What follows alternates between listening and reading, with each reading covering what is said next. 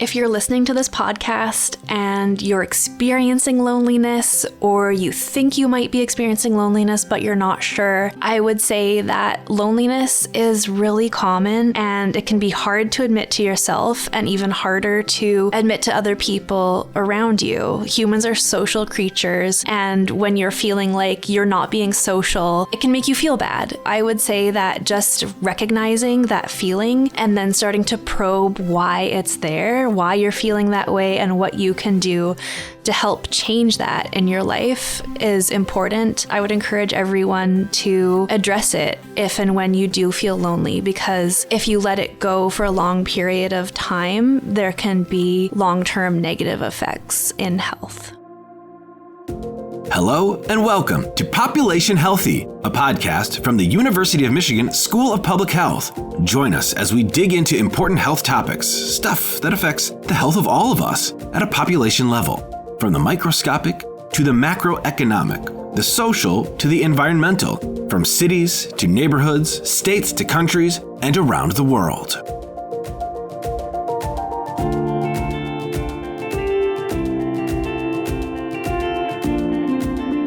In 2023, U.S. Surgeon General Vivek Murthy issued a national health advisory on a loneliness epidemic happening in the U.S. According to the advisory, loneliness is far more than just a bad feeling. It harms both individual and societal health. To learn more about how loneliness affects beyond a personal level and into the population level, we sat down with Lindsay Kobayashi, Associate Professor of Epidemiology at the University of Michigan School of Public Health.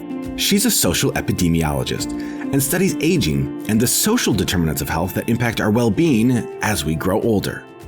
One of the reasons why I'm so interested in the social determinants of health is because the social world is so important for shaping health and health disparities in populations. And focusing on loneliness and social connections is one aspect of those social determinants of health. And a reason that I focus on aging is because that is often when we see the strongest health disparities and variations in health status within populations start to emerge. And I really think of aging and the later period of life as the accumulation of experiences, of exposures, of both risk factors and protective factors for health starting to accumulate and then express themselves in physical, mental, and cognitive health later in life. Loneliness has really important physical health implications. Over the last couple of decades, there's been a robust body of evidence coming out that links loneliness with a range of different health conditions. These range from both things like physical function, cognitive function during aging, cardiovascular health, and even risk of all-cause mortality.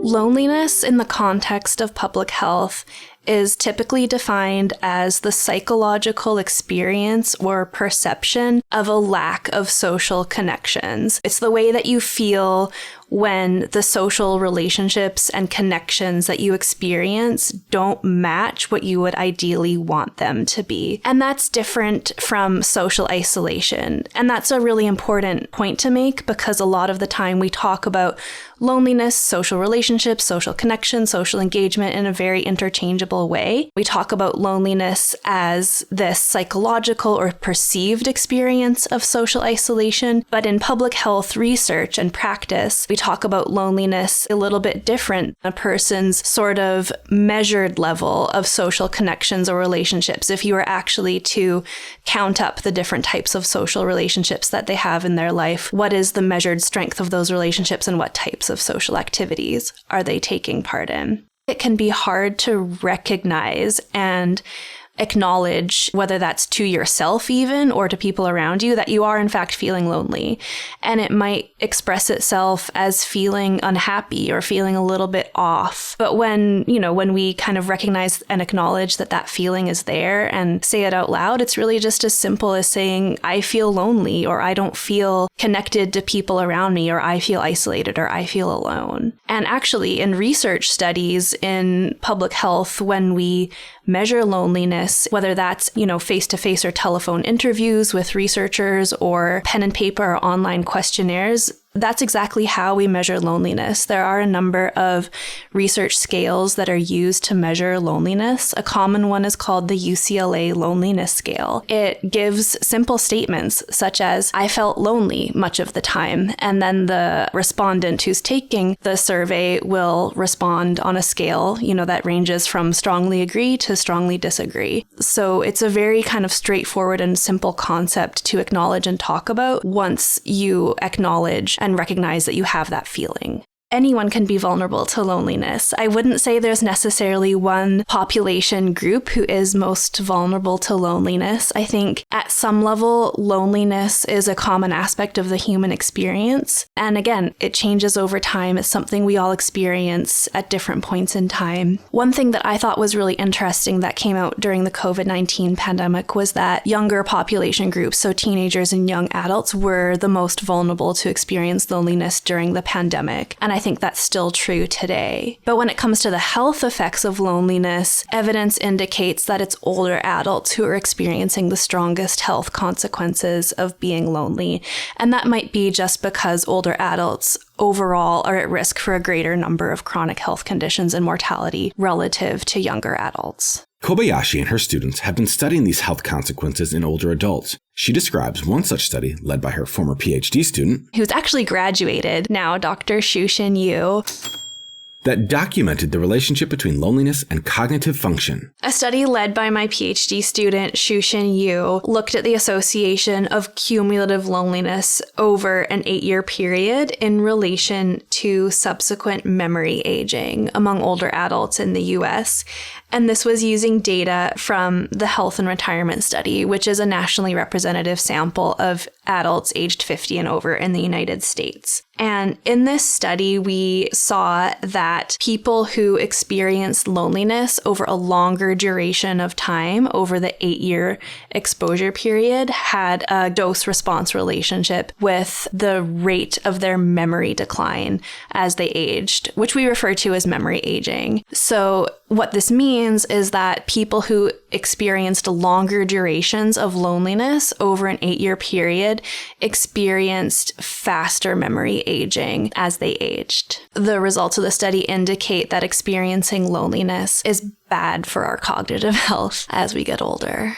The reasons why loneliness impacts memory function during aging are still unknown and under investigation. I think there might be 2 reasons. One, there might be a direct physiological impact of loneliness on brain function, and that could be through pathways such as inflammation or stress biomarkers. But the evidence linking loneliness with memory or brain function as mediated by some of these physiological indicators is still unclear. The other potential pathway could be through behavioral coping mechanisms that people use to help them deal with loneliness that might have adverse effects on the brain. So these could be things like drinking alcohol, like further withdrawing into social isolation. That could be a maladaptive coping mechanism to deal with an initial experience of loneliness. And so I think we need a little bit more evidence on the mechanisms that link loneliness with memory aging. But regardless, I think that when thinking from a public health perspective, intervening on loneliness itself should help to reduce some of these adverse population health effects that we see associated with loneliness that are not limited to memory aging, so things like mortality risk. So I think loneliness is a good intervention point, even if we don't yet fully understand all of the mechanisms that link it with adverse health outcomes.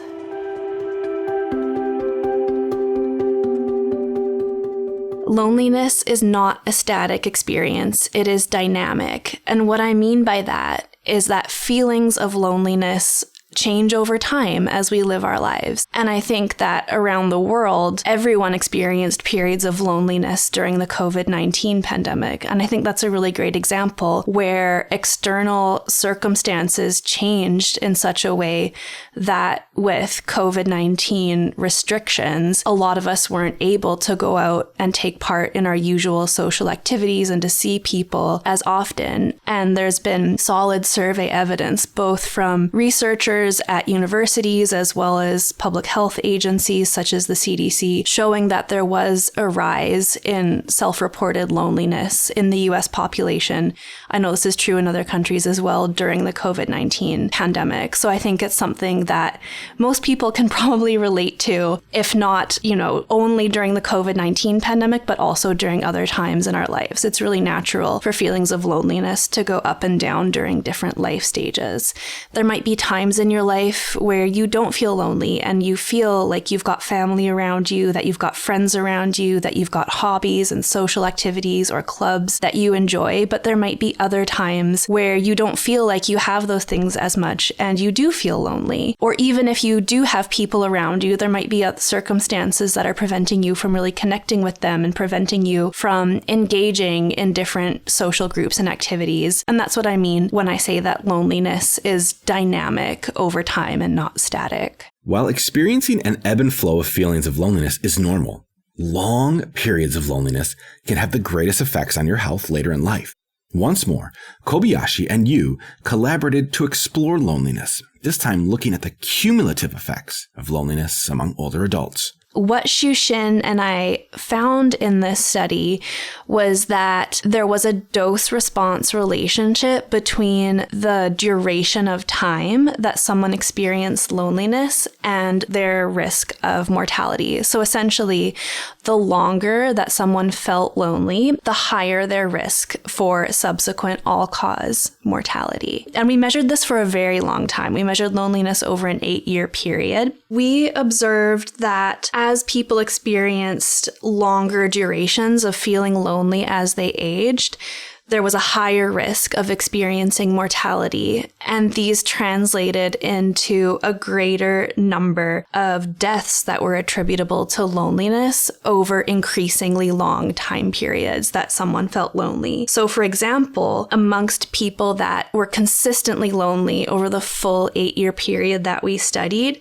we observed 288 excess deaths per 10,000 person years of follow-up. How you can interpret those numbers is that if you were to take 10,000 people in the population who all felt lonely consistently over an 8-year period and followed them for 1 year, there would be an excess of 288 deaths within that population of 10,000 people that would not have occurred had those people not felt lonely over an 8-year period. And because loneliness is something that is modifiable, it's not inevitable, it's something that can be changed through intervention.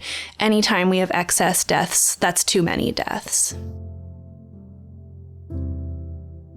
I wanted to reconnect with these friends, but I was also ashamed to ask for support when I hadn't exactly been there for them for several years.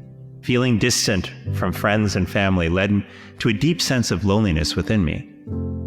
That loneliness paved the way for self-doubt and shame as I came to question my own self-worth. The truth is, it took more than a year of struggling with the pain and shame of loneliness.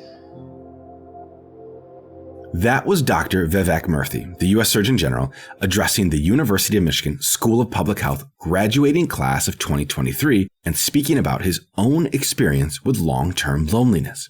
It was around that same time he released the National Advisory on what was dubbed our epidemic of loneliness and isolation, detailing the public health significance of social disconnection and proposed population-level interventions to combat the loneliness epidemic in the U.S. Kobayashi is hopeful about the administration's acknowledgement of loneliness as a public health issue.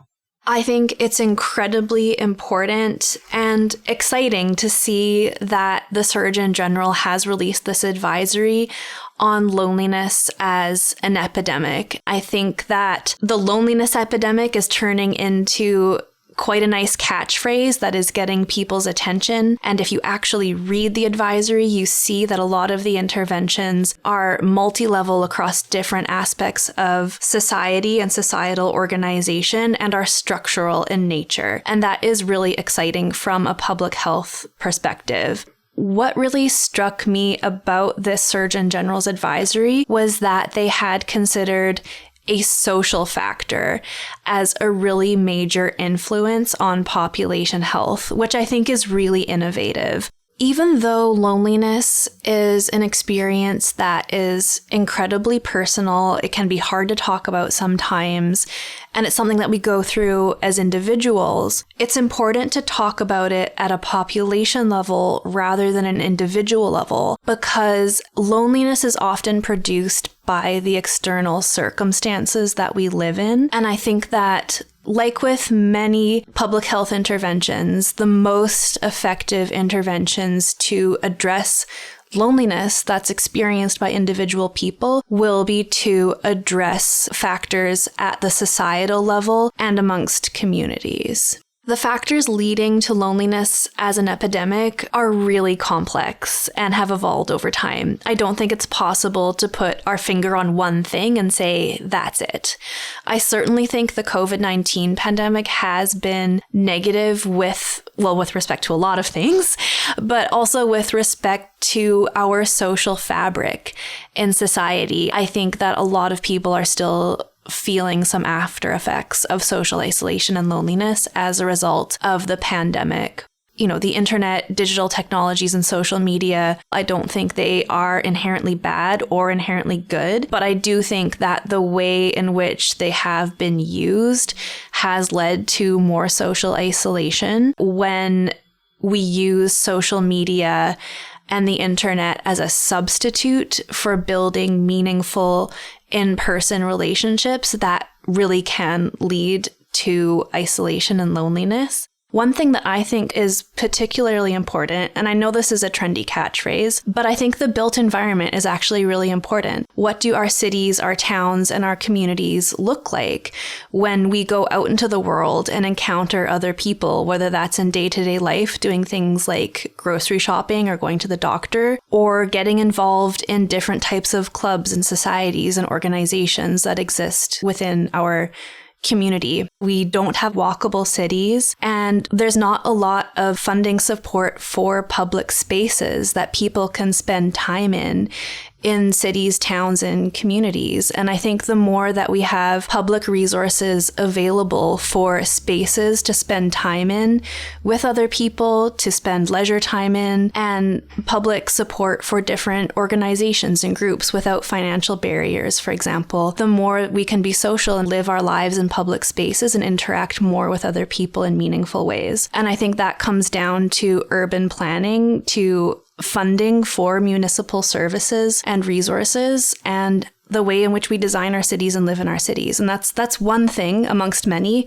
that I think is actually incredibly important for addressing loneliness at the population level.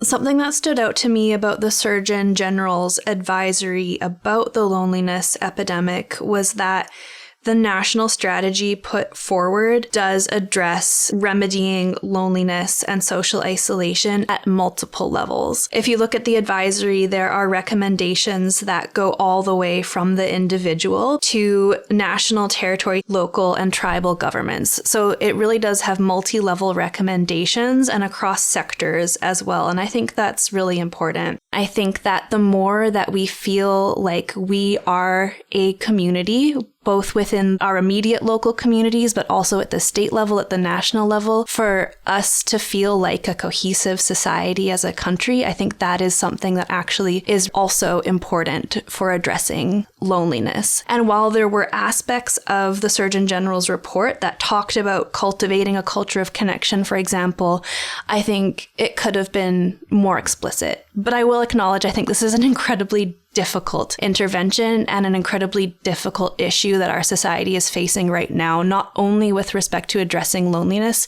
but many other issues going on. My hope now is that governments at different levels will pay attention to this advisory and enact its recommendations. As Kobayashi said, the Surgeon General's Loneliness Advisory offers numerous recommendations for individuals, all levels of government, and to various sectors, including a specific section outlining what public health professionals and public health departments can do. It encourages the field of public health to take action to promote greater connection and prevent social disconnection via the development of public programs, professional training, innovative interventions, and more. For her part, Kobayashi plans to continue gathering data to support the recommendations and future interventions for loneliness in a variety of populations. Right now, I'm planning a new series of studies that are focused on how we maintain cognitive resilience as we age. One aspect of that is social isolation and loneliness, or addressing social isolation and loneliness. I'm interested in health disparities during aging and addressing how we can promote cognitive health and resilience across people from a wide range of population groups and make sure that this is done in an equitable way. I have a new study that I'm planning that uses data from the longitudinal study of aging in India, where there is a large older population that largely has not had access to formal education. Education is thought to be the strongest protective factor for dementia and cognitive health as we age. And I'm planning a series of studies aiming to look at whether social engagement, social relationships, and a lack of loneliness can act as substitutes for formal education and helping to build and boost cognitive resilience for the current generation of older adults who have not had the access to go to school earlier in their lives. So the idea is maybe social engagement and loneliness can be an effective intervention to promote cognitive health during aging for older adults who have not had the opportunity to go to school.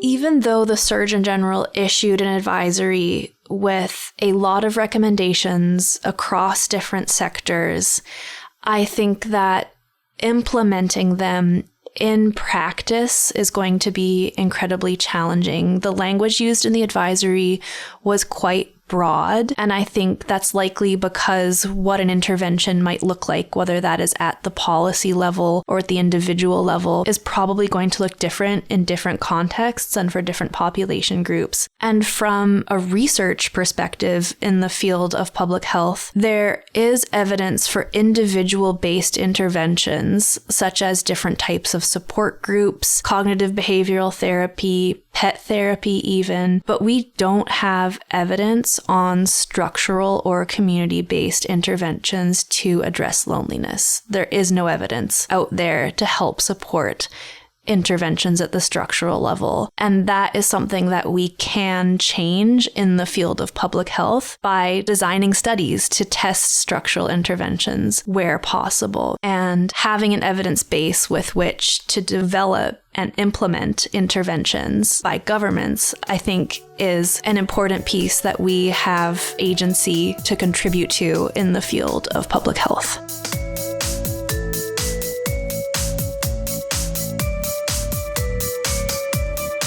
Thanks for listening to this episode of Population Healthy from the University of Michigan School of Public Health. Visit our website, population-healthy.com, for more resources on the topics discussed in this episode and to find more episodes. If you enjoyed the show, remember to subscribe, rate, and review wherever you listen to podcasts. Be sure to follow us on social media and consider sharing this episode with friends. Population Healthy is produced by Andrea Laferro, Brian Lilly, and Chrissy Zamaron, and hosted by Michael Kazaborski. Hope you can join us for our next episode where we'll dig in further to public health topics that affect all of us at a population level.